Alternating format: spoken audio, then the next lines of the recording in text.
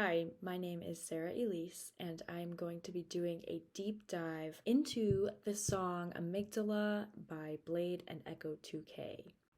Bladee and Echo are both founding members of the Swedish cloud rap group called Draingang. Benjamin and Zach released this song on January 19th, 2022 as a single. And it really came with mixed reviews. A lot of people hated it because it was a lot different than what Draingang usually puts out. It's also just a lot different than songs you would hear on the radio or what people are used to. But in my opinion, and the opinion of many other drainers, these guys don't just make music, they make art in all different forms, and you really can't predict what comes next. For example, take Echo's most recent Boiler Room set in Stockholm. He did not do what people expected him to do. He was sampling Bladee and other songs over classical piano and classical music, and he used candles, and it was really cool. And I recommend that if you are into Ecco2k to really check it out because it's really cool. It happened probably a week ago. Also, I just want to say that I don't really like classifying Draingang as rap because even though they did start as a rap group, what they put out now is a lot more abstract, a lot more hyperpop. I wouldn't classify Ecco2k's album E as a rap album at all. Amygdala is much more hyperpop mixed with other influences. And if you're not a drainer and you're just getting into Draingang, or you're seeing this just out of nowhere, if you're seeing this at all, I wouldn't start with Amygdala unless you're into hyperpop already, like 100 gecs or Charlie XCX. Then maybe Amygdala is more up your alley. But if you come from listening to rap and maybe you've only heard of Draingang through Young Lean, I think you should take a look at some of their other songs before you get into Amygdala so you can truly appreciate it. But let's get started. The amygdala is the region of the brain that's associated with emotional processes, especially fear and love. This song touches on the human psyche, the concept of love, the complexity and interconnectedness of human emotions that are dulled in today's world, and they show this through the music video. They're partying, Blade's on his phone, there's a lot of paparazzi and a lot of flashing lights happening in the music video. And this is a parallel to what they're talking about in this song. These are two opposite extremes, which we will see a lot referenced in this song. So let's start with the very first lyric of the song. Bladee says, "Valhalla calling." Bear with me here because I don't know much about Scandinavian mythology. I may mess up the names. There's a lot going on here, so just bear with me. But in Scandinavian mythology, there are many realms where the gods live. This place where they all live is called Asgard, and Asgard has many realms. Valhalla is one of these realms. The god Odin is the god of war, protector of heroes, and god of poets. We'll get there later. Valhalla is a palace or hall of slain warriors who live blissfully under the god Odin after their death. The warriors who live in Valhalla will eventually aid Odin in the events of Ragnarok. I could be saying that completely wrong, but it is the doomsday of gods in this Nordic mythology. It's when everything ends and all the gods die.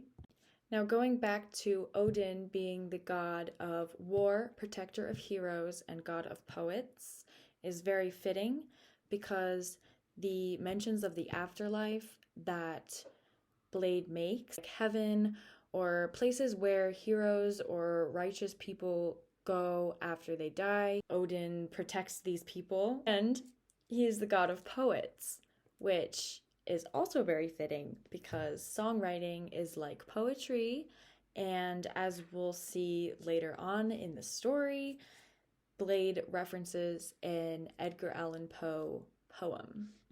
Odin is also associated with runes. Vikings used runes to commemorate the dead, and you can see one of these Swedish rune stones on the cover of The Fool, Blade's album that gets referenced a lot in this song. These stones with red patterns etched into them are found all over southern Sweden, and as we know, draingang comes out of Stockholm, Sweden.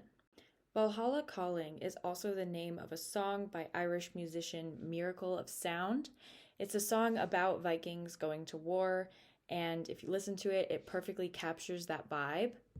This song is also inspired by Assassin's Creed, Valhalla, and Ivor.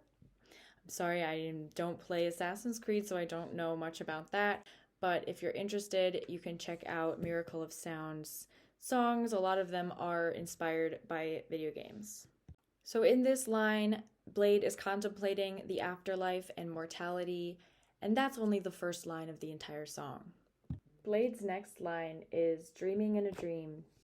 Blade uses this line in his songs a lot, the concept of dreaming within a dream. It's found in his songs Baby, All Fair, and Imaginary. He could be talking about a lucid dream or a false awakening, which is when someone thinks they've woken up from a dream, but they're actually still asleep, just in a second dream. But he also could be referencing the Edgar Allan Poe poem by the name of A Dream Within a Dream. In this poem, the speaker is trying to hold on to things that are important to him, but he can never truly be in control, and questions if life is just a dream within a dream. The speaker uses the metaphor dream within a dream to express profound existential crisis, and says that everything in life is fleeting and he can't truly hold on to anything. My other theory about this line is that Blade is daydreaming while his life is a dream, and I think this one would go with the music video because it's about fame and partying and a dream life, but maybe he is still dreaming of something else, something more or less, or love.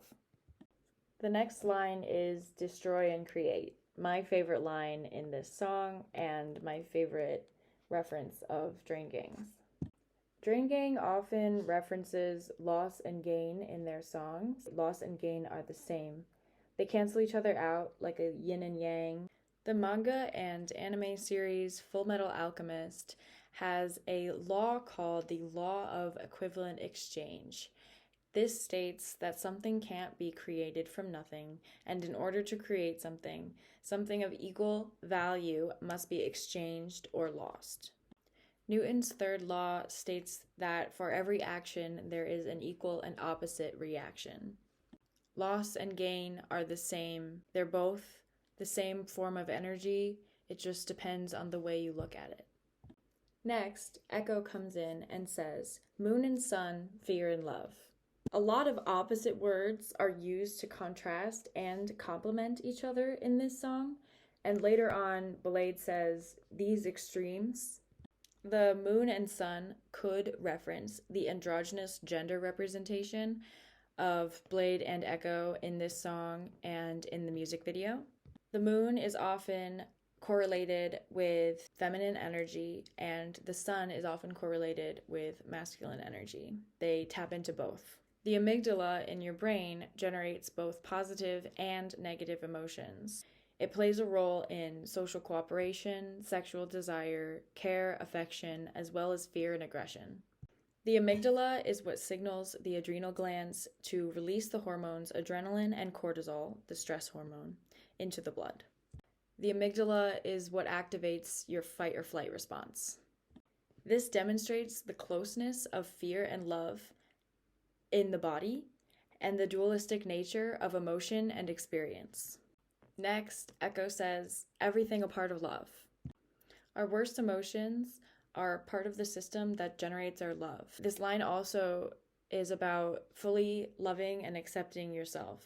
In neuroscience, removing or a lack of an amygdala results in Kluver-Bucy syndrome. I could be totally saying that wrong, but basically, without an amygdala, you can't feel anxiety or aggression, but you also can't emotionally distinguish people or show affection. It was first discovered in monkeys, and those who had it were neglectful and abusive to their young. Echo continues talking about self-love when he says, everything a part of what you are, everything a part of you. This also relates to the illusion of separation. Everything is connected and interdependent, as seen in many religions and spiritual traditions. Plants absorb carbon dioxide and release oxygen for the animals to then absorb and release more carbon dioxide for the plants to then absorb.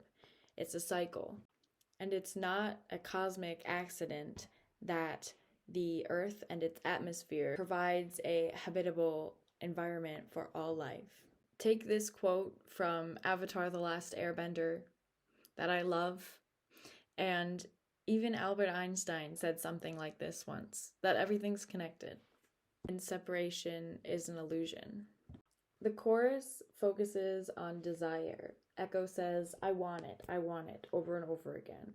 And this yearning and longing is for something iconic, which could be Draingang's music career, or in Blade's case, going to heaven and being heroic.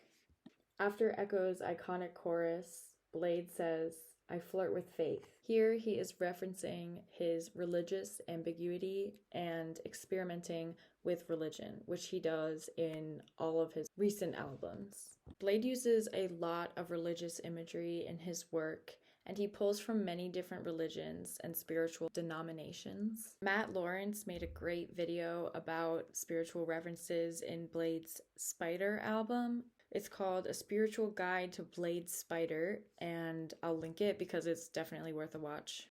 I also saw a YouTube comment that said that this could be a Fantano reference because in his review of The Fool, he said that Blade was flirting with Faith. I'm not sure if he would make this reference though.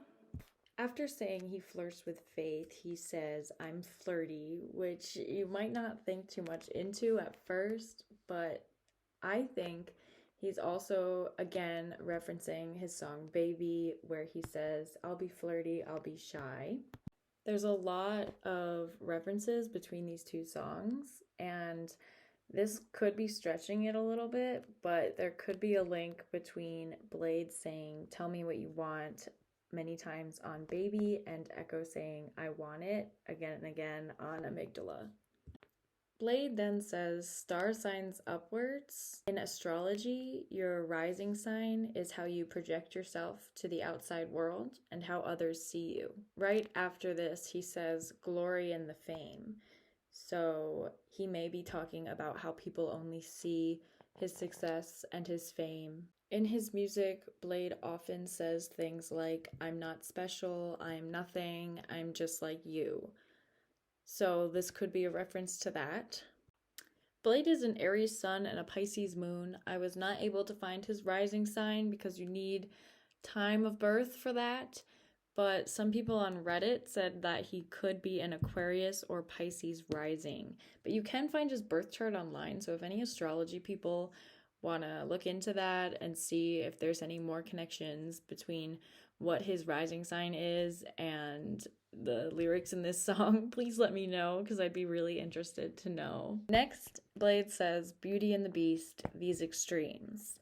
So I mentioned these extremes before because a lot of this song mentions contrasting extremes. And Beauty and the Beast is interesting because the moral of that story is supposed to be to value someone's inner characteristics rather than outward appearances. And that goes along with the last line about how others see you and how people may only see Blade and Echo for their glory and their fame rather than who they actually are. And this also connects with the music video really well. Beauty and the Beast can also be seen as a story of finding and accepting yourself.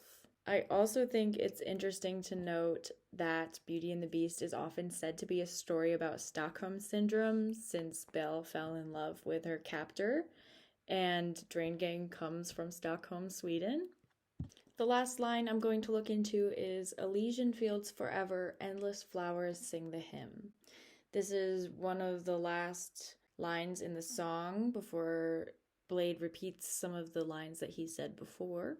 In Greek mythology, Elysian fields are like an afterlife, like a paradise and eternal spring. Similar to Valhalla in Scandinavian mythology, the Elysian fields are a heaven, sort of, where heroic, righteous, blessed people, God's heroes, go after they die.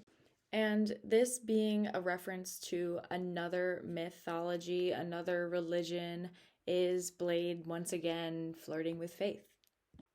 That's all I have for you on Amygdala, but let me know if I missed anything. If anyone even sees this, I'm just making this for fun because it's the winter and the winter is rough and gloomy. I'm trying to talk more about things that make me happy. Blade and draingang make me happy, so I'm going to rant to the internet about it. Amygdala is one of my favorite Blade songs, and so many of his songs and so many of draingang's songs have so many little hidden meanings, Easter eggs, connections that I love when artists do more than just make music. They have a whole lore behind their music. It's really interesting to me, and just how they come up with all these things and piece them together and what it could possibly mean and all the meanings that people think are behind it. It's just really interesting to me.